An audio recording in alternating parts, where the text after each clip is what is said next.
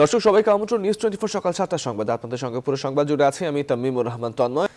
তৃতীয় দফায় রোহিঙ্গাদের ভাসানচরে স্থানান্তর শুরু হয়েছে। আজ যাচ্ছে আরো 1000 রোহিঙ্গা। গেল দিন দুপুরে তাদের রোহিঙ্গা ক্যাম্প থেকে বাসে করে রওনা দেওয়া হয়।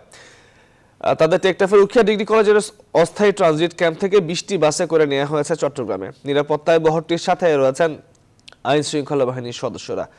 আজ জাহাজে তাদের ভাসানচর নেওয়া হবে। এর আগে উখিয়া টেকনাফের বিভিন্ন ক্যাম্প থেকে রোহিঙ্গাদের উখিয়া ডিগ্রি কলেজ মাঠের অস্থায়ী ক্যাম্পে আনা হয়। তৃতীয় দফায় ভাসানচরে নেওয়া হবে আর কয়েক হাজার রোহিঙ্গাকে।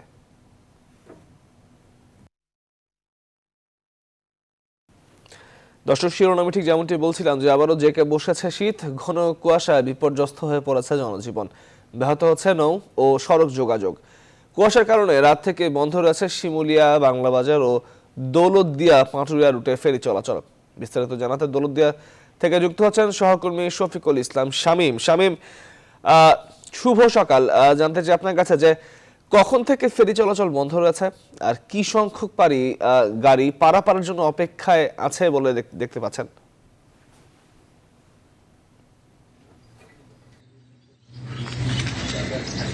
শুভ সকাল তন্ময়, আপনি যেমনটি জানিয়েছিলেন ঘন কুয়াশার কারণে দৌলতদিয়া পাটুরিয়া নৌ রুটে কিন্তু মধ্যরাত থেকে ফেরি চলাচল বন্ধ থাকে। আর ফেরি চলাচল বন্ধ থাকায় দৌলতদিয়া পাটুরিয়া ঘাটে কিন্তু তীব্র যানজটের সৃষ্টি হয়েছে। আমি আপনাকে একটু দেখাতে চাচ্ছি যে দৌলতদিয়া ঘাটে যে আপনার রাত থেকে মধ্যরাত থেকে কিন্তু যাত্রীবাহী পরিবহন এবং পণ্যবাহী ট্রাকের কিন্তু শত শত যানবাহনের সারি রয়েছে। তো আমি আপনাকে যে জিনিসটা দেখাতে চাচ্ছি যে গত কয়েকদিন যাবতীয় কিন্তু এই ঘন কুয়াশার কারণে দৌলতদিয়া পাটুরিয়া নৌ রুটে কিন্তু ফেরি চলাচল বন্ধ থাকার কারণে উভয় ঘাটে শত শত যাত্রীবাহী পরিবহন এবং পণ্যবাহী ট্রাক কিন্তু আটকিয়ে থাকে, যে কারণে কিন্তু রাত থেকেই কিন্তু তীব্র শীতের মধ্যে যাত্রীর চরম দুর্ভোগে থাকে এবং পণ্যবাহী ট্রাকও কিন্তু পচনশীল মাল নিয়ে আটকা থাকে, যে কারণে কিন্তু দৌলতদিয়া ঘাটেই কিন্তু পচনশীল দ্রব্য কিন্তু পচে যায় এবং ব্যবসায়ীরা কিন্তু আর্থিকভাবে ক্ষতিগ্রস্ত হয়। এদিকে আরেকটি বিষয় আমি আপনাকে জানিয়ে রাখি যে ঘন কুয়াশার কারণে কিন্তু প্রতিনিয়তই যে দুর্ভোগগুলি হয়, বিআরডব্লিউটিসি কর্তৃপক্ষ যে বিষয়টি জানিয়েছেন যে দৌলতদিয়া পাটুরিয়া নৌ রুটে ঘন কুয়াশায় যে দুর্ঘটনা এড়াতেই কিন্তু ফেরি চলাচল বন্ধ হয়ে যায়। কিন্তু যাত্রীরা যে অভিযোগটি করেন, যাত্রী এবং চালকরা, তাদের কিন্তু অভিযোগটা যে এই নৌ রুটে ঘন কুয়াশায় যে ফেরি চলাচল করার জন্য কিন্তু 2015 সালে কিন্তু বিআরডব্লিউটিসি কর্তৃপক্ষ কিন্তু ফগ লাইটের ব্যবস্থা করেছিলেন, কিন্তু সেই ঘন কুয়াশায় ফেরি চলাচল করার উপযোগী করে কিন্তু সেই ফগ লাইট কিন্তু উদ্বোধনের স্থাপনের পর থেকেই কিন্তু সেই ফগ লাইটগুলি বিকল হয়ে যায়, যে কারণে প্রায় 10টি ফগ লাইটের একটি ফগ লাইটও কিন্তু কোনো কাজই আসেনি বিআরডব্লিউটিসি কর্তৃপক্ষের। এতে কিন্তু সরকারের কিন্তু প্রায় 6 কোটি টাকা রাজস্ব হারিয়েছে। তো এই নৌ রুটে প্রতি 24 ঘন্টায় কিন্তু একটি বিষয় আমি আপনাকে জানিয়ে রাখি যে প্রতি 24 ঘন্টায় কিন্তু উভয় ঘাট মিলে প্রায় 80 লক্ষ টাকা রাজস্ব আদায় হয়, যে কারণে ফেরি চলাচল বন্ধ থাকায় কিন্তু সেই আর্থিক রাজস্ব আদায় থেকেও কিন্তু বিআরডব্লিউটিসি কর্তৃপক্ষ বঞ্চিত রয়েছে। তো আর যাত্রীরাও কিন্তু চরম দুর্ভোগে থাকে এই উভয় ঘাটে, বিশেষ করে রাজধানীর সাথে যোগাযোগের প্রধান নৌ রুট কিন্তু দক্ষিণ পশ্চিমাঞ্চলের এই দৌলতদিয়া পাটুরিয়া নৌ রুট। তো যাত্রীরা কিন্তু এই 21টি জেলার রাজধানীর সাথে যোগাযোগের এই প্রধান নৌ রুটে কিন্তু এখন রাজধানীর সাথে যোগাযোগের বিচ্ছিন্ন হয়ে রয়েছে মধ্যরাত থেকে। তো বিআরডব্লিউ কর্তৃপক্ষ আমাদেরকে সকালের দিক জানিয়েছেন ঘন কুয়াশার মাত্রা কমিয়ে আসলেই কিন্তু দৌলতদিয়া পাটুরিয়া নৌ রুটে পুনরায় ফেরি চলাচল করা শুরু হবে। তো এই ছিল দৌলতদিয়া ফেরিঘাটের সর্বশেষ সংবাদ। তন্ময়, শামীম, আপনাকে ধন্যবাদ। আমাদের সঙ্গে দৌলতদিয়া ঘাট থেকে যুক্ত হয়ে সেখানকার সর্বশেষ খবরাখবর জানাবার জন্য যাচ্ছি পরবর্তী সংবাদে। দ্বিধাগ্রস্ত না হয়ে সবাইকে করোনা টিকা নেওয়ার আহ্বান জানালেন বিশিষ্ট চিকিৎসক ও সাবেক রাষ্ট্রপতি doctor AQM Badruddoza Chowdhury. News 24-কে দেয়া একান্ত সাক্ষাৎকারে এই আহ্বান জানান তিনি। তবে বিশ্বের অন্যান্য দেশের মতো প্রধানমন্ত্রী বা স্বাস্থ্যমন্ত্রী সবার আগে জনসম্মুখে টিকা নিলে মানুষের মধ্যে এই টিকা নিয়ে কোনো ভুল ধারণা থাকতো না বলেও মনে করেন এই রাজনীতিবিদ। বিস্তারিত হাবিবুল ইসলাম হাবিবের রিপোর্টে। ভারতের দেয়া উপহার করোনা ভ্যাকসিন দেশে পৌঁছার পর এর মান ও শরীরে প্রয়োগের বিষয়ে নানা অভিমত দেখা যাচ্ছে মানুষের মধ্যে। নতুন ভ্যাকসিন হওয়ায় কার্যকারিতা নিয়েও প্রশ্ন তোলেন কেউ কেউ। বুধবার প্রধানমন্ত্রী শেখ হাসিনা উদ্বোধন করেন এই টিকাদান কর্মসূচি। প্রথম ধাপে ফ্রন্টলাইনারদের টিকা দেওয়া হচ্ছে। সরকারের এই সিদ্ধান্তকে সাধুবাদ জানিয়ে সঠিক সিদ্ধান্ত নেওয়া হয়েছে বলে মনে করেন বিশিষ্ট চিকিৎসক ও সাবেক রাষ্ট্রপতি ডক্টর একিউএম বদরুদ্দোজা চৌধুরী। জোরাজোরি করেন নাই, যারা ইচ্ছুক সমস্ত চিকিৎসক, সমস্ত নার্স, সমস্ত হেলথ ওয়ার্কার্স, আয়া ওয়ার্ড থেকে শুরু করে আমাদের নিম্ন স্তরের যারা স্বাস্থ্যকর্মী রয়েছেন ইউনিয়ন পর্যায়ে পর্যন্ত তাদেরকে আগে টিকার ব্যবস্থা করতে হবে। বলেন, মানুষের মধ্যে করোনা ভ্যাকসিনের মান নিয়ে যে ধোঁয়াশা তৈরি হয়েছে তা খুব সহজে কেটে যেত যদি প্রধানমন্ত্রী বা স্বাস্থ্যমন্ত্রী সবার আগে জনসম্মুখে এই ভ্যাকসিন গ্রহণ করতেন।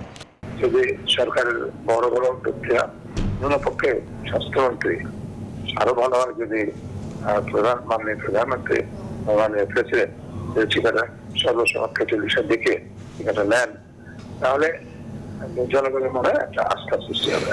নিঃসন্দেহে এরকম প্রভাব পড়বে সমস্ত সাধারণ মানুষের মধ্যে, তারা টিকা নিতে আগ্রহী হবে। ভারতের সেরাম ইনস্টিটিউটের করোনা ভ্যাকসিন অক্সফোর্ডের আবিষ্কার, এ নিয়ে কোনো সন্দেহের অবকাশ নেই বলেও মনে করেন একিউএম বদরুদ্দোজা চৌধুরী। হাবিবুল ইসলাম হাবিব, নিউজ 24, ঢাকা। অর্থ ও মানব পাচারের মামলায় লক্ষ্মীপুরের এমপি কাজী শহীদ ইসলাম পাপুলকে 4 বছরের কারাদণ্ড দিয়েছে কুয়েতের আদালত। এই সাজার কারণে পাপুল সংসদ সদস্য থাকার যোগ্যতা হারিয়েছেন বলে মনে করেন সুপ্রিম কোর্টের আইনজীবী শাহাদিন মালিক। তবে বিদেশের আদালতে সাজা হওয়ায় তার সংসদ সদস্য পদ থাকবে কিনা তা বাংলাদেশের উচ্চ আদালতই ঠিক করবেন বলেছেন দুদকের আইনজীবী খুরশিদ আলম।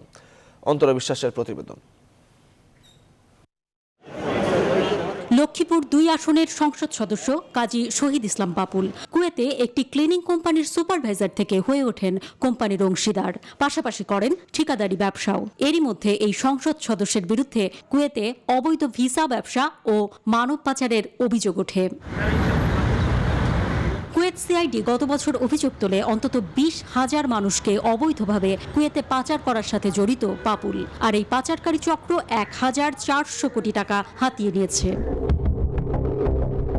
অর্থ ও মানব পাচার এবং ঘুষ গ্রহণের অভিযোগে গত বছরের 6 জুন রাতে কুয়েতে পাপুলকে গ্রেপ্তার করে দেশটির অপরাধ তদন্ত বিভাগ সিআইডি। 17 সেপ্টেম্বর তার বিরুদ্ধে করা মামলার পূর্ণাঙ্গ শুনানি শুরু হয়। 2021 সালের 28 জানুয়ারি অর্থ ও মানব পাচারের অভিযোগে শহীদ ইসলাম পাপুলকে 4 বছরের কারাদণ্ড দেন কুয়েতের একটি আদালত। একই সঙ্গে তাকে 19 লাখ কুয়েতি দিনার অর্থাৎ 53,19,62,000 টাকা জরিমানা করা হয়। গত বছর থেকেই বাংলাদেশে প্রশ্ন ওঠে পাপুল সংসদ সদস্য থাকতে পারবেন কিনা। তার বিরুদ্ধে ওঠা অভিযোগ প্রমাণ হওয়ায় কুয়েতের আদালতের সাজা ঘোষণার পর দুদকের আইনজীবী খুরশিদ আলম বলছেন, এ ব্যাপারে সংবিধানের বিধি সম্পর্কে উচ্চ আদালতের ব্যাখ্যা ও রায় নির্দেশনা দিতে পারবে। আমাদের বাংলাদেশের সংবিধানের আর্টিকেল 66(2)D এখানে অ্যাপ্লিকেবল হওয়ার কথা না, কারণ আমাদের সংবিধানের কার্যকারিতা হবে আমাদের দেশের মধ্যে। এখন বিদেশের মাটিতে উনি সাজাপ্রাপ্ত, সেই ক্ষেত্রে আমাদের সংবিধানের 66(2)(ঘ) কতটুক প্রযোজ্য, আদৌ প্রযোজ্য কিনা, আদৌ প্রযোজ্য হলো কতটুক হবে, সেটা একটি সাংবিধানিক ব্যাখ্যার প্রয়োজন। সেটা উচ্চতর আদালতের রায় লাগবে, ব্যাখ্যা লাগবে। তবে আইনজীবী ও সংবিধান বিশেষজ্ঞ শাহাদিন মালিক বলছেন, পাপুল সংসদ সদস্য থাকার যোগ্যতা হারিয়েছেন। কোন দেশে কোন আদালতে সেটা বিবেচ্য না, এবং কুয়েতের আদালতও একটা সার্বভৌম দেশের আদালত, এবং সে যেহেতু তাকে দোষী সাব্যস্ত করেছে এবং 4 বছরের বেশি কারাদণ্ড দিয়েছে, অতএব আমি মনে করি যে সে এখন সংসদ সদস্য থাকার অযোগ্য। গত বছর পাপুল, তার স্ত্রী সংরক্ষিত আসনের এমপি সেলিনা ইসলাম, মেয়ে ওয়াফা ইসলাম এবং শালিকা জেসমিন প্রধান এই 4 জনের 617টি ব্যাংক হিসাব জব্দ করার আদেশ দেন আদালত। অন্তরা বিশ্বাস, নিউজ 24, ঢাকা। এদিকে স্বাধীনতার সুবর্ণ জয়ন্তীতে ভারতের প্রধানমন্ত্রী নরেন্দ্র মোদীর ঢাকা সফর চূড়ান্ত করতে দিল্লি গেলেন পররাষ্ট্র সচিব মাসুদ বিন মোমেন। বৃহস্পতিবার দিল্লির উদ্দেশ্যে ঢাকা ছাড়েন তিনি। 4 দিনের সফরে দেশটির পররাষ্ট্র সচিব হর্ষবর্ধন শ্রীংলার সাথে বৈঠক করবেন তিনি। বৈঠকে তিস্তা সহ অভিন্ন নদীর পানি বন্টন, বাণিজ্য, রেল যোগাযোগ, করোনা প্রতিরোধে সহযোগিতা ছাড়াও দ্বিপাক্ষিক বিভিন্ন বিষয়ে আলোচনা করবে দুই দেশ। বিস্তারিত জানাচ্ছেন লাকমিনা জেসমিন সোমা। আগামী ২৬ মার্চ স্বাধীনতার সুবর্ণ জয়ন্তী উদযাপনে প্রতিবেশী ভারতের প্রধানমন্ত্রী নরেন্দ্র মোদীকে আমন্ত্রণ জানিয়েছে বাংলাদেশ। গেল ১৭ মার্চ প্রধানমন্ত্রী শেখ হাসিনার সাথে ভার্চুয়াল বৈঠকের সময় সে আমন্ত্রণ গ্রহণও করেন মোদী। বিষয়টি চূড়ান্ত করতে বৃহস্পতিবার ৪ দিনের সফরে দিল্লি গেলেন পররাষ্ট্র সচিব মাসুদ বিন মোমেন। ভারতের মাননীয় প্রধানমন্ত্রী আগামী আমাদের ২৫ তারিখে বা ২৬ তারিখে আসার কথা, হয়তো একদিন আগে আসবেন। তো আমাদের এবারের যে ন্যাশনাল যে প্রোগ্রামগুলো আছে সেখানে ওনার কোন কোন প্রোগ্রাম আমরা ডেভেলপ করতে পারি এবং সেখানে অন্যান্য কী কী ডেলিভারেবলস হতে পারে সেগুলো নিয়েও আমরা বিশদ আলোচনা করব। ভারতের পররাষ্ট্র সচিব হর্ষবর্ধন শ্রিংলার সঙ্গে বৈঠক করবেন মাসুদ বিন মোমেন। বৈঠকে তিস্তা সহ অভিন্ন নদীর পানি বন্টন, বাণিজ্য, রেল যোগাযোগ, করোনা ভাইরাস প্রতিরোধে টিকা সহযোগিতা নিয়ে আলোচনার প্রস্তুতি নিয়েছে বাংলাদেশ। এবার আমরা আমাদের দ্বিপাক্ষিক যে বিষয়গুলো আছে আমাদের টেবিলে বা আমাদের প্লেটে সবগুলো আমরা আলোচনা করব। আর তিস্তার ব্যাপারে অবশ্যই আমরা চাইবো যে তারা যত দ্রুত এটার ব্যাপারে একটা সুরাহা করে দেয় আমাদের জন্য। গেল ১৬ ডিসেম্বর বিজয় দিবসেও মোদির ঢাকায় সফরের পরিকল্পনা ছিল, তবে করোনা পরিস্থিতি স্বাভাবিক না হয় সম্ভব হয়নি। লাকমিনা জেসমিন সোমা, নিউজ 24, ঢাকা। ভোটের ফলের পর চট্টগ্রাম সিটি কর্পোরেশন নির্বাচন নিয়ে চলছে নানা হিসেব নিকেশ। মোট ভোট পড়েছে 22.52%।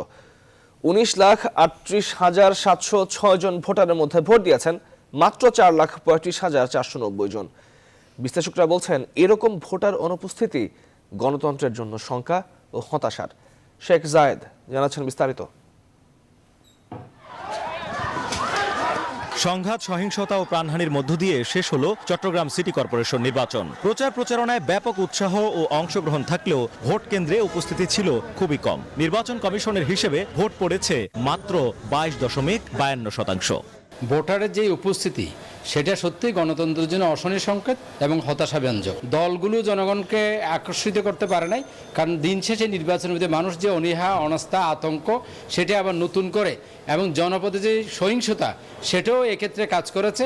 যে পার্সেন্টেজ বলছে জনগণ সেটাকেও সন্দেহ করে। ভালো মন্দ মিলিয়ে নির্বাচন আমরা মনে করি যে খুব একটা খারাপ হয়নি, যদিও দুইজনের মৃত্যুর ঘটনাটা অত্যন্ত দুঃখজনক। 19,38,706 জন ভোটারের মধ্যে ভোট দিয়েছেন মাত্র 4,35,490 জন ভোটার। ভোটারদের এমন কম উপস্থিতি গণতন্ত্রের জন্য অশনি সংকেত হিসেবে দেখছেন বিশ্লেষকরা। ইভিএম নিয়েও মানুষের একটু বিতর্ক আছে। ইভিএমে যে দ্রুততার সাথে রেজাল্ট দেওয়ার যে ব্যাপারটা, আধা ঘন্টার মধ্যে হবে, সত্যিকার যদি ইভিএম সেইভাবে কাজ করে 9 ঘন্টা পর দেওয়াটাই জনগণকে আরো সন্দেহযুক্ত করেছে। এটা গণতন্ত্রের জন্য, সুশাসনের জন্য অন্যতম একটা অন্তরায়। ধাওয়া পাল্টা ধাওয়ার বিষয়টা বাংলাদেশের নির্বাচনে অত্যন্ত স্বাভাবিক, তবে প্রাণহানিটা কারো কাম্য নয়। সবকিছু মিলে নির্বাচন আমার মনে হয় মানুষ ভোট দিতে পেরেছে এবং তাদের পছন্দের নগরপিতাকে বেছে নিয়েছে।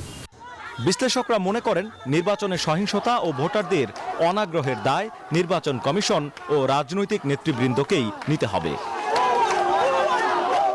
শেখ জায়েদ, নিউজ 24, চট্টগ্রাম।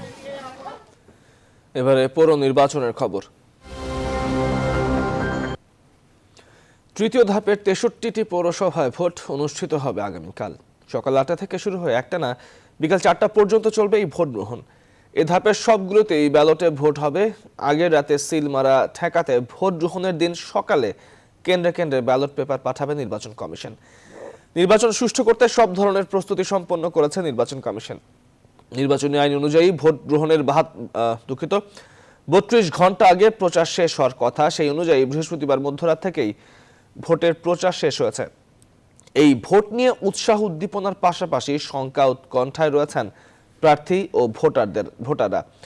এই ধাপের নির্বাচনী লড়াইয়ে অংশ নিচ্ছে আওয়ামী লীগ, বিএনপি সহ কয়েকটি রাজনৈতিক দল। পাশাপাশি মেয়র পদে লড়ছেন বেশ কিছু স্বতন্ত্র প্রার্থীও। সংশ্লিষ্টরা বলছে সুষ্ঠু ও শান্তিপূর্ণ পরিবেশে নির্বাচনের লক্ষ্যে প্রতিটি কেন্দ্রে আনসার ও পুলিশ সদস্য ও ঝুঁকিপূর্ণ কেন্দ্রে র্যাব সদস্য মোতায়েন থাকবে। এছাড়া নির্বাহী ম্যাজিস্ট্রেট ভ্রাম্যমাণ আদালত পরিচালনা করবেন। দেশে মোট 29টি পৌরসভা রয়েছে। আগামী 14 ফেব্রুয়ারি চতুর্থ ধাপে 58টি পৌরসভায় এই ভোট অনুষ্ঠিত হবে। সংবাদের রিপোর্ট জানিয়ে নিচ্ছি একটি বিরতি, আরো সংবাদ নিয়ে ফিরছি বিরতির পরেই, সঙ্গেই থাকুন। বিরতির পর স্বাগত আরো একবার, আপনারা দেখছেন নিউজ 24 সংবাদ। যশোরের বেনাপোলের পুটখালী সীমান্ত ডলার চোরাচালানের নিরাপদ রুট হিসেবে ব্যবহার করছে পাচারকারী চক্র। আইন শৃঙ্খলা বাহিনী মাঝে মধ্যে অভিযান চালালেও রাঘব বলরা থাকছে ধরাছোঁয়ার বাইরে। ফলে এই রুটে বেড়েই চলেছে ডলার চোরাচালান। তবে বিজিবি বলছে ডলার চোরাচালান রোধেরই মধ্যে বিভিন্ন পদক্ষেপ নেওয়া হয়েছে। রিপন হোসেনের পাঠানো তথ্যচিত্রে ডেস্ক রিপোর্ট।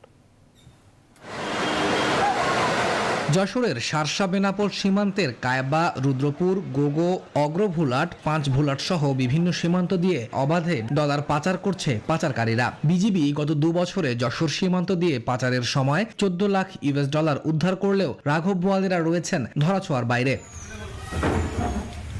স্থানীয়রা বলছেন ডলার চোরাচালানের সাথে স্বর্ণ চোরাচালানও জড়িত। এ কারণে এই রুটে প্রশাসনের তৎপরতা বৃদ্ধির দাবিও জানান তারা। স্বর্ণ চোরাচালান বন্ধ হলে হুন্ডি ব্যবসাও কমে যাবে। সোনা চোরাচালান বন্ধ না করা পর্যন্ত এই ডলার আসাও বন্ধ হবে না। যারা এই দায়িত্বে আছেন তাদের ভিতরে তো অবশ্যই কিছু গাফিলতি কিংবা একটা অংশ যারা এর সাথে জড়িত। ডলার চোরাচালান রোধে বিজিবির নিয়মিত টহল ও গোয়েন্দা তৎপরতা বৃদ্ধি সহ বিভিন্ন পদক্ষেপ নেওয়া হয়েছে বলে জানান বিজিবির এই কর্মকর্তা। প্রতিহত করার জন্য বিজিবি বর্ডারের সর্বোচ্চ সতর্ক অবস্থায় রয়েছে। আমরা বর্তমান সময়ে আমাদের আধুনিক টেকনোলজি ব্যবহার করছি।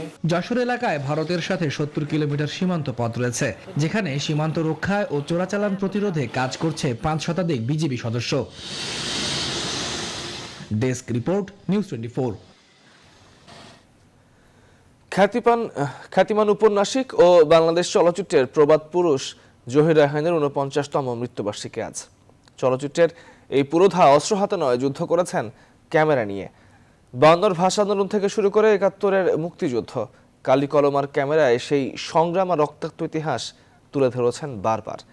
সমৃদ্ধ করেছেন বাংলার সাহিত্যকেও। বিস্তারিত জানাচ্ছেন ফাতেমা কাউসার। 1935 সালের 19 আগস্ট ফেনীতে জন্ম জহির রায়হান চলচ্চিত্রে পা রাখেন 1957 সালে। পাক বাহিনীর বিরুদ্ধে বাঙালিরা যখন স্বাধীনতার স্বপ্ন বুনছিলেন, ঠিক তখন তিনি নির্মাণ করেন জীবন থেকে নেয়া। তিনি তার স্টপ জেনোসাইড তথ্যচিত্রে ক্যামেরার চোখে বিশ্বকে দেখিয়েছেন নিরীহ বাঙালির উপর পাক বাহিনীর বর্বরতার চিত্র। সোনার কাজল, সঙ্গম, বাহানা, বেহুলা ও আনোয়ারার মতো বেশ কয়েকটি নন্দিত সিনেমা নির্মাণ করেছেন। শুধু চলচ্চিত্রই নয়, 1000 বছর ধরে আরেক ফাল্গুন, শেষ বিকেলের মেয়ের মতো কালজয়ী উপন্যাস দিয়ে অর্জন করেছেন বাংলা একাডেমি সাহিত্য পুরস্কার, মরণোত্তর বিশেষ চলচ্চিত্র পুরস্কার, 2100 পদকের পাশাপাশি পেয়েছেন স্বাধীনতা পুরস্কার। শুটিং করার পরে এসে ডাবিং করি, সেই ডাবিং সিস্টেমটা কিন্তু উনি চালু করেছিল। আমরা সেই জন্য তাকে স্মরণ করি সবসময়ের জন্য এবং আমাদের আইডল হিসেবে আমরা মানি। সে একটা চলচ্চিত্রের মাধ্যমে এদেশের যে স্বাধীনতা দরকার বা এদেশের মানুষকে নিজস্ব স্বাধীন দেশের নাগরিক হওয়া দরকার, সেটা উনি বুঝিয়ে দিয়েছিলেন। রাজনীতি আর সাংবাদিকতার ভুবনেও ছিল পদচারণা, আর তাই তো সামাজিক প্রেক্ষাপটকে গভীরভাবে তুলে এনেছেন তার লেখায় কিংবা সিনেমার দৃশ্যপটে। আজ জহির রায়হান বেঁচে থাকতেন, আমাদের চলচ্চিত্রের রূপ হয়তো অন্যরূপ হয়ে যেত। বলিষ্ঠ নেতৃত্বে হোক, ওনার কার্যকলাপে হোক, আমাদের চলচ্চিত্র শিল্প আরো সমৃদ্ধ হতো। নির্মাণ করতে গেলে মাথার মধ্যে তখন ঢুকে যে এই শটটি এইভাবে নিচ্ছি, এইভাবে নেওয়া উচিত বা এই সংলাপটা এইভাবে বলানো উচিত। সেই ক্ষেত্রে তখনই জহির রায়হানের অনেক প্রভাব হয়তোবা মনের অজান্তেই চলে আসে। 1972 সালে 30 জানুয়ারি বড় ভাই শহীদুল্লাহ কায়সারকে মিরপুরে খুঁজতে গিয়ে নিখোঁজ হন জহির রায়হান। ফাতেমা কাউসার, নিউজ 24, ঢাকা। এবারে ফার্স্ট সিকিউরিটি ইসলামী ব্যাংক অর্থ বাণিজ্যের সংবাদ। সপ্তাহের শেষ কার্যদিবস বৃহস্পতিবার পুঁজিবাজারে সূচকের সামান্য উত্থানের মধ্যে দিয়ে শেষ হয়েছে লেনদেন। তবে এদিন দেশের প্রধান শেয়ার বাজার ঢাকা স্টক এক্সচেঞ্জ ডিএসই ও অপর বাজার চট্টগ্রামেও কমেছে লেনদেনের পরিমাণ। বাজার বিশ্লেষণে দেখা যায় বৃহস্পতিবার ডিএসই প্রধান মূল্য সূচক ডিএসইএক্স 9 পয়েন্ট বেড়ে 5724 পয়েন্টে অবস্থান করছে। ডিএসইতে এদিন 941 কোটি 8 লাখ টাকা শেয়ার ও মিউচুয়াল ফান্ডের লেনদেন হয়েছে।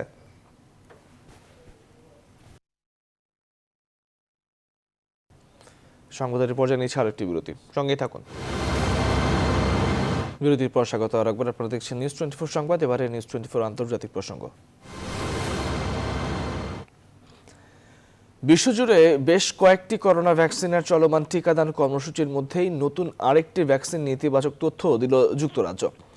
নোভোভ্যাক্সের টিকাটি ব্রিটেনের নতুন বৈশিষ্ট্যের করোনার বিরুদ্ধেও 89.3% কার্যকর বলে ক্লিনিক্যাল ট্রায়ালে দেখা গেছে। বিবিসি জানায় টিকাটির এই সাফল্যকে স্বাগত জানিয়েছেন ব্রিটিশ সরকার। যুক্তরাজ্যের ওষুধ নিয়ন্ত্রণ প্রশাসন এখন ভ্যাকসিনটির মূল্যায়ন করবে বলে মন্তব্য করেছেন তিনি। এখন পর্যন্ত টিকাটির 6 কোটি ডোজ যুক্তরাজ্যের সংরক্ষণে রয়েছে বলে জানা গেছে। এদিকে বয়স্ক মানুষদের বিষয়ে পর্যাপ্ত তথ্য পাওয়া না যাওয়ায় 65 বছরের বেশি মানুষদের আপাতত অ্যাস্ট্রাজেনেকা টিকা না দেওয়ার সিদ্ধান্ত নিয়েছে জার্মানি। ইউরোপীয় কমিশনের অনুরোধে টিকাটির উৎপাদন নিয়ে বৃহস্পতিবার তদন্ত শুরু করেছে বেলজিয়ামের নিয়ন্ত্রক সংস্থা। বৃহস্পতিবার নতুন বৈশিষ্ট্যের করোনা শনাক্তের একটি কিট আবিষ্কারের ঘোষণা দিয়েছে রাশিয়া। একই দিনে তাদের স্পুটনিক 5 টিকাটি জরুরি ব্যবহারের অনুমোদন দিয়েছে ইরান। অন্যদিকে চীনের উহানে তদন্তে যাওয়ার বিশ্ব স্বাস্থ্য সংস্থার বিশেষজ্ঞ দলটি কোয়ারেন্টাইন শেষে মাঠ পর্যায়ের কাজ শুরু করেছেন বলে তথ্য দিয়েছে রয়টার্স। পরমাণু সমঝোতায় ইরান সব প্রতিশ্রুতি মানলেই চুক্তিটিতে ফিরে আসবে যুক্তরাষ্ট্র। বুধবার এই দাবি করেন নতুন মার্কিন পররাষ্ট্রমন্ত্রী অ্যান্থনি ব্লিংকেন। এদিকে ইরানে হামলা চালানোর ইসরায়েলি হুমকিকে তাচ্ছিল্যের সাথে উড়িয়ে দিয়েছে রুহানি প্রশাসন। সেই সাথে আন্তঃআফগান আলোচনা চালিয়ে যাওয়ার দেশটিতে চলমান সংকট সমাধানের একমাত্র উপায় বলে জানিয়েছে ইরানি পররাষ্ট্র মন্ত্রণালয়। নিবিড় আমিনের ডেস্ক রিপোর্ট। বহুল আলোচিত পরমাণু সমঝোতা নিয়ে এবার সরাসরি মন্তব্য করল নতুন মার্কিন সরকার। বুধবার মার্কিন সিনেটে নতুন মার্কিন পররাষ্ট্রমন্ত্রী অ্যান্থনি ব্লিংকেন জানান, ইরান পরমাণু চুক্তি পুরোপুরি মেনে চললেই নিজের মিত্রদের নিয়ে আরও দীর্ঘমেয়াদী চুক্তিতে পৌঁছার চেষ্টা করবে বাইডেন প্রশাসন। সেখানে অন্তর্ভুক্ত হবে ইরানের ক্ষেপণাস্ত্র কর্মসূচি সহ আরও কিছু বিষয়। পরমাণু সমঝোতায় ওয়াশিংটন ফিরে গেলে তেহরানে হামলা চালানোর হুমকি দিয়েছে ইসরায়েল। তারই জবাবে ইরানি সেনাবাহিনীর মুখপাত্র ব্রিগেডিয়ার জেনারেল আবুল ফজল শেকারচি বলেন, তেহরানের সামরিক সক্ষমতা নিয়ে কোনো ধারণাই নেই তেল আবিবের। শত্রুদের যে কোনো ভুলের অনুশোচনা সৃষ্টিকারী জবাব দেবে রুহানি প্রশাসন। বুধবার তেহরানে ইরানের সর্বোচ্চ নিরাপত্তা কর্মকর্তা আলী শামখানির সঙ্গে সাক্ষাৎ করেছেন তালেবান প্রতিনিধি দল। আফগানিস্তানের সংকট সমাধানে আন্তঃআফগান আলোচনাই একমাত্র উপায় হবে বলে মন্তব্য করেছেন ইরানি পররাষ্ট্র মন্ত্রণালয়ের মুখপাত্র সাইদ খাতিবজাদে। নিবিড় আমিন, নিউজ 24। করোনার সঙ্গে হাসপাতালে 306 দিন লড়াই করে সুস্থ হয়ে বাড়ি ফিরলেন লন্ডনের বাসিন্দা জিওফ্রে উলফ। বুধবার বিবিসি এক প্রতিবেদনে এমন তথ্য দিয়েছে। ধারণা করা হচ্ছে উলফি হচ্ছেন একমাত্র কোভিড রোগী যিনি এত দীর্ঘ সময় হাসপাতালে কাটিয়েছেন। গেল বছরের 20 মার্চ 74 বছরের উলফ অসুস্থ হয়ে পড়েন। এর 3 দিন পর তাকেই উইংটিংটন হাসপাতালে ভর্তি করা হয়। চিকিৎসকরা জানান উলফের মস্তিষ্কে স্ট্রোক হয়েছিল, ফলে তার দেহের নিম্নাংশ নিষ্ক্রিয় হয়ে যায়। এপ্রিলে কোমা থেকে ফিরে আসেন তিনি। উইটিংটন হাসপাতালের 127 দিন কাটানোর পর তাকে পুটনির রয়্যাল হাসপাতালে পাঠানো হয়েছে। এখানে আরও 6 মাস চিকিৎসাধীন থাকেন তিনি। পরে বাড়িতে ফেরার মতো শারীরিক সক্ষমতা অর্জনের পর তাকে ছাড়পত্র দেয় হাসপাতাল কর্তৃপক্ষ। এবছরে জাতিসংঘ জলবায়ু সম্মেলনই হবে বৈশ্বিক জলবায়ু পরিবর্তন মোকাবেলার শেষ সুযোগ। বুধবার এমন মন্তব্য করেন বাইডেন প্রশাসনের জলবায়ু বিষয়ক বিশেষ দূত জন ক্যারি। নয়তো পুরো বিশ্ব হুমকির মুখে পড়বে বলে সতর্ক করেন তিনি। আসমাতুল্লাহ, ডেস্ক রিপোর্ট। এই বছরের নভেম্বরে স্কটল্যান্ডের গ্লাসগোতে অনুষ্ঠিত হবে 26তম জাতিসংঘ জলবায়ু পরিবর্তন সম্মেলন। সেখানে উপস্থিত থাকবেন বিশ্ব নেতারা। এই সামিটকে ঘিরে এখনই বেশ তৎপর যুক্তরাষ্ট্রের নতুন সরকারের জলবায়ু বিষয়ক বিশেষ দূত জন কেরি। এই ইস্যুতে বিশ্ব নেতাদের এক ছায়াতলে আনার চেষ্টা চালাচ্ছেন তিনি। জানান, জলবায়ু সংকট মোকাবেলায় পরিবেশ বিশেষজ্ঞরা কয়েক বছর ধরেই সতর্ক করে আসছেন। তাই তো জো বাইডেন মসনদে বসেই যুক্তরাষ্ট্রের প্যারিস জলবায়ু চুক্তিতে ফেরার ঘোষণা দেন। আমরা এরই মধ্যে প্যারিস জলবায়ু চুক্তিতে ফিরে যাবার ঘোষণা দিয়েছি। 4 বছর পিছিয়ে গেলেও পরিবেশের ধকল কাটিয়ে উঠতে নতুন সরকার কাজ শুরু করেছে। মহামারীর মতো জলবায়ু পরিবর্তন মোকাবেলাও বাইডেন সরকারের আরেকটি চ্যালেঞ্জ। জন কেরি অভিযোগ করেন নতুন প্রেসিডেন্ট বুঝলেও বিষয়টি অনুধাবনে ব্যর্থ হয়েছেন ডোনাল্ড ট্রাম্প। উল্টো যুক্তরাষ্ট্রকে প্যারিস জলবায়ু চুক্তি থেকে সরিয়ে এনেছিলেন সাবেক এই প্রেসিডেন্ট। এই জন্য জলবায়ুর পরিবর্তন মোকাবেলায় চীনের সঙ্গে কাঁধে কাঁধ রেখে কাজ করতেও আপত্তি নেই জন কেরির। চীনের সঙ্গে বিভিন্ন গুরুত্বপূর্ণ ইস্যুতে আমাদের বিরোধ আছে, সন্দেহ নেই। তবে জলবায়ু সংকট মোকাবেলার মতো বিষয়ে অন্তত তা আমল নিতে নারাজ বাইডেন প্রশাসন। বৈশ্বিক উষ্ণতার পরিমাণ কমাতে 2015 সালে প্যারিস জলবায়ু চুক্তি হয়। আসমাতুলি, নিউজ 24। এই পর্যায়ে নিচ্ছে আরো একটি বিরতি, সঙ্গে থাকুন। বিরতির পর স্বাগত আরেকবার, আপনারা দেখছেন নিউজ 24 সংবাদ, এবারে নিউজ 24 স্পোর্টস। বিসিবি একাদশের বিপক্ষে একমাত্র প্রস্তুতি ম্যাচে আজ সকাল 9:30টায় চট্টগ্রামের এমএ আজিজ স্টেডিয়ামে মাঠে নামবে ওয়েস্ট ইন্ডিজ। 3 দিনের ম্যাচকে ঘিরে দুই দলই সেরেছে নিজেদের অনুশীলন। এদিকে বাংলাদেশ টেস্ট স্কোয়াড আজ মাঠে নেমেছিল, গেল দিন মাঠে নেমেছিল নিজেদের ঝালিয়ে নিতে। ইনজুরিতে বিশ্রামে ছিলেন সাকিব আল হাসান। চট্টগ্রাম থেকে পার্থ বণিক জানাচ্ছেন বিস্তারিত। বৃহস্পতিবার সকাল থেকেই ভরপুর জহুর আহমেদের সবুজ গালিচা। একদিকে অনুশীলনে জাতীয় দল তো অন্যদিকে 3 দিনের প্রস্তুতি ম্যাচকে ঘিরে ব্যস্ত বিসিবি একাদশ। শরীফুল, নাইম শেখদের লক্ষ্য মূল লড়াইয়ের আগেই সফরকারীদের মনোবল ভেঙে দেওয়া।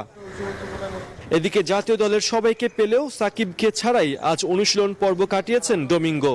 সাকিবের চোট পুরোপুরি ঠিক না হওয়ায় কোনো ঝুঁকি নেয়নি টিম ম্যানেজমেন্ট। ইতিহাস বলছে চট্টগ্রামের জহুর আহমেদ চৌধুরী স্টেডিয়াম বেশ লাকি বাংলাদেশের জন্য। ক্যারিবীয়দের বিপক্ষে এখানে হওয়া 2 টেস্টের 2টিতেই অপরাজিত বাংলাদেশ।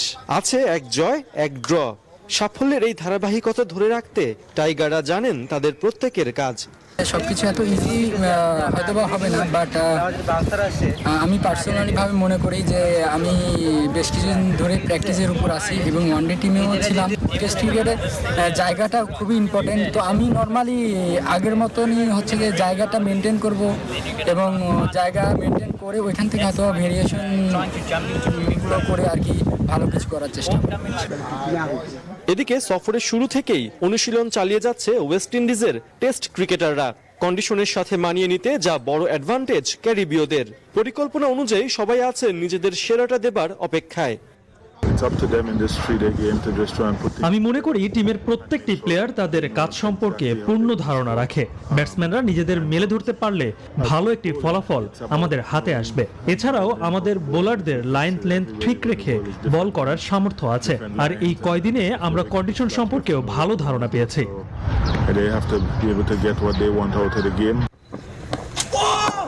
গেল ওয়ানডে সিরিজে 9 জনের অভিষেক হয়েছে ওয়েস্ট ইন্ডিজ দলে। টেস্ট অভিষেকের অপেক্ষায় আছেন আরো 4 জন। দেখার বিষয় এই দলের বিপক্ষে রেকর্ডের পাতায় আরো কি পরিসংখ্যান যোগ করে বাংলাদেশ। তবে এটাও মনে রাখতে হবে, চেনা প্রতিপক্ষের চেয়ে অচেনা প্রতিপক্ষ আরো বেশি ভয়ানক। চট্টগ্রামের জহুর আহমেদ চৌধুরী স্টেডিয়াম থেকে পার্থ বণিক, নিউজ 24। সফলভাবে ভারতের সাবেক অধিনায়ক ও বর্তমান বিসিসিআই প্রেসিডেন্টের হার্টের 2 ধমনীতে স্টেন্ট পরানো হয়েছে। ভারতের বিখ্যাত হৃদরোগ বিশেষজ্ঞ দেবী শেঠির নেতৃত্বে বৃহস্পতিবার স্টেন্ট পরানো হয়।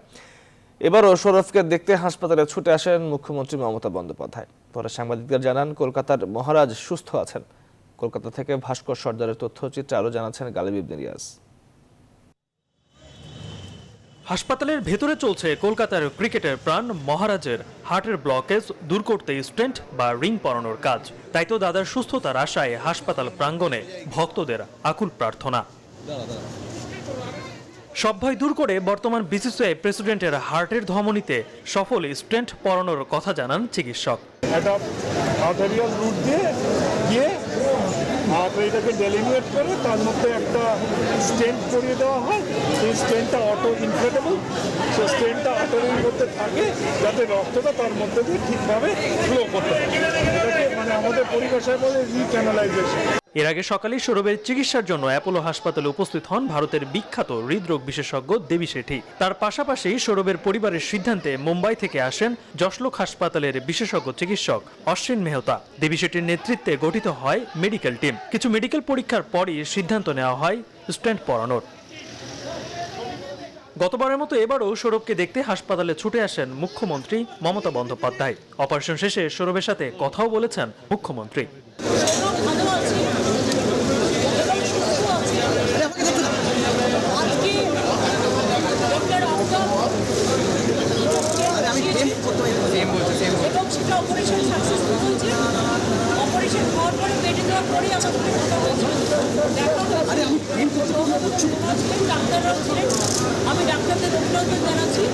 দুই জানুয়ারি বুকে ব্যথা নিয়ে প্রথমবার উডল্যান্ডস হাসপাতালে ভর্তি হয়েছিলেন সৌরভ। সে সময় হৃৎপিণ্ডে রক্ত সরবরাহকারী 3টি ধমনীতে ব্লকেজ ছিল সৌরভের। প্রথমে এনজিওপ্লাস্টি করা হয় তারপর ধমনীর ব্লকেজ সরাতে বসানো হয় একটি স্ট্যান্ট। আরও 2টি স্ট্যান্ট বসানোর প্রক্রিয়া বাকি ছিল। গালিব ইবনে রিয়াজ, নিউজ 24। দর্শক, এই বিষয়ে কলকাতা থেকে আরো জানিয়েছেন ভাস্কর সর্দার। আপডেট যেটা বলে রাখি সেটা হলো সফলভাবে সৌরভ গাঙ্গুলির হৃদযন্ত্রে বিকেল 4:45 নাগাদ স্টেইন বসানো হয়েছে, অর্থাৎ রিং, এমনটাই জানালেন ডাক্তাররা জানিয়েছেন তিনি ভালো আছেন, হাত নাড়িয়েছেন, কথা বলেছেন এবং তিনি এখনো সুস্থ আছেন। এরই পরে সন্ধ্যাবেলার দিকে রাজ্যের মুখ্যমন্ত্রী মমতা বন্দ্যোপাধ্যায় আসেন এবং তার সঙ্গে দেখা করেন। তিনি দিদি কেমন আছেন জিজ্ঞেস করেন। অর্থাৎ সৌরভ গাঙ্গুলিকে খোঁজ নিতে মুখ্যমন্ত্রী মমতা বন্দ্যোপাধ্যায় গেলেও উল্টে মুখ্যমন্ত্রীর খোঁজ নিয়েছেন, দিদি আপনি কেমন আছেন। এতটাই সুস্থ আছেন, যদিও দুটো ফরেন বডি, যেটা বলা হয় যে দুটো যে রিং বসানো হয়েছে সেই রিং বসানোর পরে তিনি সুস্থ আছেন। অবশ্য তাকে এখনও কোনো খাবার বা কোনো গ্লুকোজ বা কিছু দেওয়া হয়নি। এর পাশাপাশি বলে রাখি বিকেলবেলা দুপুরবেলা 12টা নাগাদ ব্যাঙ্গালোর থেকে আসেন পরিবারের অনুরোধে ডক্টর দেবী শেঠি। তার সঙ্গে মুম্বাই থেকে হৃদরোগ বিশেষজ্ঞ লীলাবতী হাসপাতাল থেকে আসেন অশ্বিন মেহতা, এবং পাশাপাশি যারা উডল্যান্ড হাসপাতালে প্রথম স্টেন বসিয়েছিল অর্থাৎ সরোজ মণ্ডল, সপ্তর্ষি বসু এবং আফতাব খান, এই টোটাল 5 জনের টিম মিলে বিকেল 4:45টার মধ্যে তার স্টেন বসানোর কাজ শেষ করে। আপনারা যেটা জানেন যে 20 দিন বাদে 27 তারিখ অর্থাৎ 27শে জানুয়ারি তিনি এই হাসপাতালে আসেন এবং সেই বুধবার দিন তিনি বুকে সামান্য ব্যথা অনুভব করেন এবং তার নিঃশ্বাসে কিছু সমস্যা দেখা দেয়। তারপরেই তিনি বুধবার দিন হাসপাতালে আসেন। হাসপাতালে আসা মাত্রই তাকে ভর্তি করা হয় এবং সেই দিন ইকোকার্ডিওগ্রাম এবং ইসিজি করা হয়। সেই করা মাত্রই তার কিছু সমস্যা দেখা দেয়, কিন্তু ডক্টর দেবী শেঠির জন্য অপেক্ষা করা হয়। তিনি আসার পরই আজকে অর্থাৎ বৃহস্পতিবার বিকেল 3টে নাগাদ এনজিওগ্রাম করা হয় এবং এনজিওগ্রামের পর দেখা হয় যে স্বভাবতই তার স্টেন বসানো উচিত এবং সেই স্টেন বসানো হয়। আপাতত তিনি ভালো আছেন। সর্বশেষ খবর কলকাতা থেকে এটাই থাকছে। দর্শকের ঠাসা গ্যালারি যেন স্মরণ করিয়ে দেয় বাংলাদেশের সোনালী সময়ের ফুটবলকে। সেই সাথে মাঠে চলছে দেশের সবচেয়ে জনপ্রিয় 2 প্রতিদ্বন্দ্বী আবাহনী আর মোহামেডানের খেলা। উৎসবে মেতে ওঠার জন্য যেন উপযুক্ত কারণ। বাংলাদেশ প্রিমিয়ার লিগে গেল দিন 2-2 গোলে ড্র করেছে এই 2 চির প্রতিদ্বন্দ্বী। তাবাসসুম আহমেদের প্রতিবেদনে বিস্তারিত। আবাহনী মোহামেডান যখন প্রতিপক্ষ দল, তখন যেন উত্তেজনা চরম শিখরে। বৃহস্পতিবারের বাংলাদেশ প্রিমিয়ার লিগ ফুটবলে সেই উত্তেজনা মাঠে গড়ালো আরো একবার। কুমিল্লার শহীদ ধীরেন্দ্রনাথ দত্ত স্টেডিয়ামে রোমাঞ্চকর এই খেলার সাক্ষী হয়ে রইল দর্শকে পরিপূর্ণ গ্যালারি। খেলার শুরু থেকেই বোঝা যায় যে মাঠে চলছে দেশের সবচেয়ে জনপ্রিয় 2 ফুটবল দলের খেলা। লিগে 3টি দাপুটে জয়ের আত্মবিশ্বাস যেন আরো শক্তিশালী করে তোলে আবাহনীকে। তবে কোনো ছাড় দেয়নি শন লেনের শিষ্যরা। মাত্র 14 মিনিটেই ব্রাজিলিয়ান তোরেসের গোলে এগিয়ে যায় আবাহনী, কিন্তু 3 মিনিট পরই মালির সোলেমান দিয়াবাতের দারুণ এক ফ্লিকে সমতায় ফেরে মোহামেডান। বিরতিতে যাওয়ার আগে 33তম মিনিটে লিড নিয়ে আবাহনীর জয় আরো একবার আশার আলো দেখান জুয়েল রানা। ম্যাচের 33 মিনিটে বিরতি থেকে ফিরে মরিয়া হয়ে ওঠা মোহামেডান ঠিকই লক্ষ্য খুঁজে নেয় ৬৬তম মিনিটে। নিখুঁত একটি ব্যাক ভলিতে অপ্রতিরোধ আবাহনীর জয়ের স্বপ্ন ভেঙে দেয় মোহামেডানের ফরওয়ার্ড সোলেমান দিয়াবাতে। ফলে খেলা শেষ হয় ২-২ ড্রতে। এই ড্রতে ৫ পয়েন্ট মোহামেডানের, যেখানে ১০ পয়েন্ট নিয়ে টেবিলের শীর্ষে থাকা বসুন্ধরা কিংসের ঠিক পরের স্থানটি আবাহনীর। দিনের অপর ম্যাচে আবাহনী চট্টগ্রামের সাথে ১-০ গোলের জয় পেয়েছে শেখ রাসেল। তাবাসুম আহমেদ, নিউজ 24। চলচ্চিত্রের রূপালী আলো অনেকের জীবনকে রঙিন করলেও এখনো সাদা কালো হয়ে আছে দীর্ঘ প্রায় ৪৫ বছর ধরে এফডিসিতে ঝালমুড়ি বিক্রি করা আব্দুল মান্নানের জীবন। এত বছর কঠোর পরিশ্রম করেও ভাগ্যের চাকা ঘোরাতে পারেননি তিনি। একদিকে চলচ্চিত্রের বর্তমান মন্দা অবস্থা, তার সাথে জীবনের চিত্রনাট্যে যোগ হয়েছে শারীরিক অসুস্থতা। তবে এবার ফিরে যেতে চান তিনি গ্রামে, কিন্তু তাতেও বাধা হয়ে আছে অর্থ। এমন বাস্তবতায় সেই ঝলমলের আঙিনায় কেউ কি এগিয়ে আসবেন? বিস্তারিত জানাচ্ছেন ফাতেমা কাউসার। পরিচালক মহসিনের বাসায় ১০ টাকা বেতনের চাকরি দিয়ে ১৯৭২ সালে ঢাকায় কর্মজীবন শুরু করেন আব্দুল মান্নান মোল্লা। তবে ৪৫ বছর ধরে তার ঠিকানা চলচ্চিত্রের আঁতুড়ঘর বিএফডিসি, পেশায় একজন ঝালমুড়ি বিক্রেতা। চলচ্চিত্রের স্বর্ণালী যুগে ব্যবসা ভালো গেলেও এখন সারা দিনে থাকে না তেমন বেচা বিক্রি। নিজের চোখের সামনে অনেকের ভাগ্য রূপালী পর্দার গল্পের মতো বদলে যেতে দেখলেও বদলায়নি আব্দুল মান্নানের জীবনের গল্প। আগে তো মনে করেন ১০-১২ শুটিং ছিল, বেচাকেনি হয়েছে, নিজেও চলছে, সংসারও চলছে, ছেলে বেড়েও চলছে, আমিও চলছি। এখন তো কোনোটাই চলে না। পরে আমার আবার ১৫ কেজি চাল দিয়েছে, ওই চাল দিয়ে আমি চলছি কতদিন। চলার পরে কোনো রকম টুকটাক দোকানদারি করে দিতে ওই ১ কেজি মুড়ি চালের বেশি চালার। দীর্ঘ প্রায় ৪৫ বছর কঠোর পরিশ্রম করেও ভাগ্যের চাকা ঘোরাতে পারেননি আব্দুল মান্নান। সাকিব খান আমরা যোগাযোগ আছে, আজ থাকলে সেই কাছে গেলে দেয় ৫০০ টাকা, আর জাহিদ খানে গেলে দিয়ে দেবে আমার ২০০০ টাকা কাছে। এই হাটটায় আমার সব কাজ করে কম, হাটটা কাজ করেন, হাটটা কাজ করলে আমি সব কাজ করতে পারি। দুঃখ প্রকাশ করেন চলচ্চিত্রের বর্তমান অবস্থা নিয়েও। সেটা তো একদম শুটিং বলতে তো নেই, আসলে কোনো একটা পাবলিক আছে, একটা পাবলিক নেই। আগে তো মেয়েরা ভিতরে ঢুকতে দিচ্ছে, পিঠা খাইতে সেটাও তো নেই, ওইটা বন্ধ করে দিচ্ছে। এই কান্না আমার মানে যাবে না শেষ হয়ে গেলে। আমার ছেলেবেলারা যদি আমার ঠিকমতো বাসায় দিয়ে খাওয়াই যায়, তাহলে আমার কান্নারও দরকার নেই, বাড়িতে থাকতে। আব্দুল মান্নান এই পর্যন্ত ৩০-এর অধিক সিনেমায় এক্সট্রা শিল্পী হিসেবে কাজ করেছেন। রঙিন দুনিয়ার সাথে জীবনের বেশিরভাগ সময় কাটানোর পর প্রায় ধূসর তার নিজের জীবনের পাণ্ডুলিপি, যেখানে শেষ প্রান্তে এসে নিজ গ্রামে ফিরতে চাইলেও অন্যের হিসাবটাই মিলছে না একজন আব্দুল মান্নান মোল্লার।